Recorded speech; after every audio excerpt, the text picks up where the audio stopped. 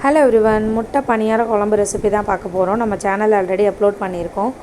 முட்டை பணியாரம் எப்படி செய்யறதுன்னு, ஆம்லேட்டுக்கு எப்படி ரெடி பண்ணுவோமோ அதே மாதிரி முட்டை கூட வெங்காயம், கொத்தமல்லி, உங்களுக்கு என்னென்ன வெஜிடபிள்ஸ் பிடிக்குமோ அதெல்லாம் ஆட் பண்ணி பணியாரம் அந்த மாதிரி ரெடி பண்ணி வச்சுக்கோங்க.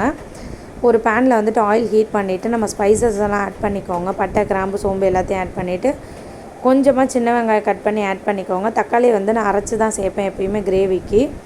கூடவே இஞ்சி பூண்டு பேஸ்ட் ஆட் பண்ணிக்கோங்க. காஷ்மீர் சில்லி ஆட் பண்ணிக்கோங்க. அது வந்துட்டு உங்களுக்கு நல்ல கலர் கொடுக்கும். இருக்கிற தூள், சீரகத்தூள், சோம்புத்தூள், மல்லித்தூள்னு இந்த மாதிரி கிரேவிக்கு தேவையான எல்லா தூளையும் ஆட் பண்ணிக்கோங்க. கொஞ்சமாக தண்ணி ஆட் பண்ணிவிட்டு இந்த மாதிரி திக் கன்சிஸ்டன்சிக்கு வந்துட்டு அதை ரெடி பண்ணி வச்சுக்கிட்டிங்கன்னா, நல்ல குழம்பு வற்றி வந்ததுக்கப்புறமா நம்ம ரெடி பண்ணி வச்சுருந்த முட்டை பணியாரம் வந்து 1 by 1 ஆட் பண்ணிட்டிங்கன்னா, ஃபைனலாக கொரியாண்டர் லீவ்ஸ் ஆட் பண்ணி சர்வ் பண்ணிங்கன்னா நம்மளோட முட்டை பணியார குழம்பு ஆல்மோஸ்ட் ரெடி ஆகிடுச்சு. நீங்களும் ட்ரை பண்ணி பார்த்துட்டு எப்படி இருக்குன்னு சொல்லுங்கள். தேங்க்யூ ஸோ மச் ஃபார் வாட்சிங்.